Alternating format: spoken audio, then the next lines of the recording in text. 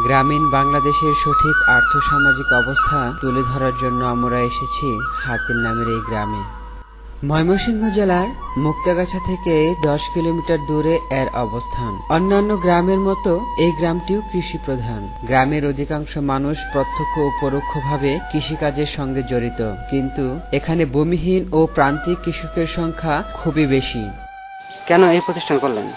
এই সমাজে মনে করেন যে অনেক ভূমিহীন মানুষ আছে, তারা খুবই দরিদ্র, মনে করেন যে নিজের একটা সঞ্চয় করতে পারলে বিভিন্ন এলাকার থেকে বিভিন্ন সবাই একত্রে থাকলে এরা কিছু করণ যাবে আর কি, সবাই মিলে এরা কিছু করলে মনে করেন যে এই কাজে আগান যায় আর কি। আপনি বর্তমান সংসার কিভাবে চালাচ্ছেন? সংসারে যে অন্যের জমিন বগর আবাদ করে আর কি, বাগিয়ে আবাদ করে কাম কাজ করে আর কি। এতে কি আপনার সংসার ভালোভাবে চলছে? সংসার তো ভালোভাবে চলেই না, কষ্ট, একবার খাইলে আবার খেতে পারি না। কৃষিক্ষেত্রে নানা রকম সমস্যা থাকার পরেও দ্রব্যমূল্যের ঊর্ধ্বগতির কারণে কৃষকদের দুর্দশা বেড়ে চলেছে দিনের পর দিন। যেমন ঝড় আসে তখন বিদ্যুৎ পাই না, এতে ঝড়ের কাঠিন্য কমে যায়, চিকুন হয়ে যায়, চিটার ভাগ হয়ে যায়। আরো যেমন তেল ডিজেল পাই না, ঠিক সময়ে যাও পাই তা অতিরিক্ত দর দিয়ে বাজারে যেমন 60 টাকা লিটার আছে, সেখানে 80 টাকা লিটার আমাদের কিনতে হয়, কিন্তু সরকার এর প্রতি কোনো মনোযোগ দেয় না। বিশ্বায়নের এ যুগে সারা পৃথিবী দ্রুত গতিতে এগিয়ে চললেও বাংলাদেশের গ্রামগুলোর উন্নয়ন ধারা খুব স্লো। এখানে কোনো হাসপাতাল নেই, নেই কোনো উচ্চ বিদ্যালয়।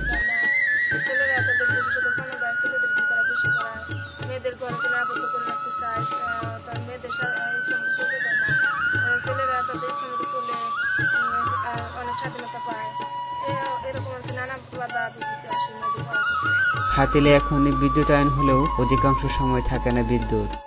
বিদ্যুৎ যেমন শহরে সবসময় প্রায় সবসময় কারেন্ট থাকে, কিন্তু আমাদের গ্রামে তো কারেন্ট থাকেই না।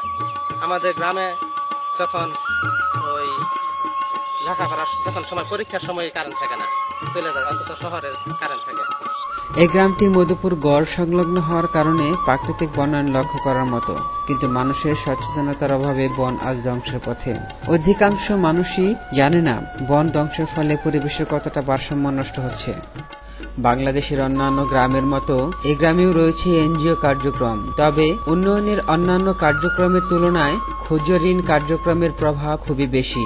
এর ফলে ক্ষুদ্র উদ্যোক্তারা লাভবান হলেও এ ব্যাপারে রয়েছে গ্রামবাসীর অনেক অভিযোগ। আমি ঋণ করছিলাম, ঋণ বন্ধ রাখছি এই কারণে যে সাপ্তাহিক কিস্তি দিতে পারি না।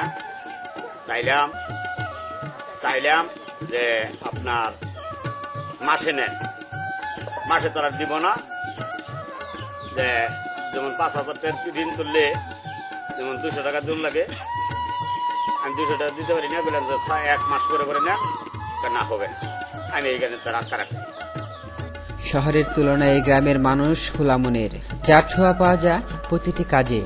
ফেরিওয়ালা গ্রামের একটি ঐতিহ্য। সারাদিন এই গ্রাম ও গ্রাম ঘুরে নিত্য প্রয়োজনীয় নানা রকমের জিনিস বিক্রি করে বেড়ায়।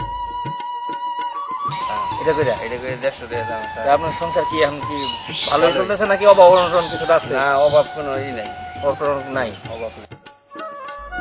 স্থানীয় জনপ্রতিনিধির উন্নয়ন কার্যক্রম ও জনসেবা নিয়ে অনেক প্রশ্ন থাকলেও এখনো তারা সরকার ও স্থানীয় জনগণের মধ্যে সমন্বয়ক হিসাবে কাজ করে চলেছেন। জনগণের প্রত্যাশা পূরণ না করতে পারলেও কেউ কেউ সমাজ পরিবর্তনের স্বপ্ন দেখেন। স্থানীয় অভিভাবক হিসাবে বিভিন্ন ধরনের কাজকর্ম করেছি, রাস্তাঘাট, স্কুল, মাদ্রাসা, মসজিদ, এই সমস্ত ব্যাপারে আমি যথেষ্ট গ্রামের উন্নয়ন সাধনের চেষ্টা করেছি এবং করে যাচ্ছি।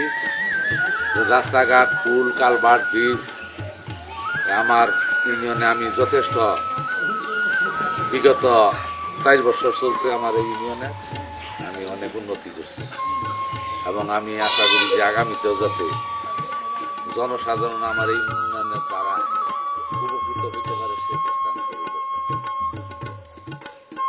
আধুনিকতার প্রভাবে গ্রামীণ সংস্কৃতিতে বিপুল পরিবর্তন আসলেও গ্রামের বয়াতিরা এখনো তাদের ঐতিহ্যকে ধরে রেখেছে।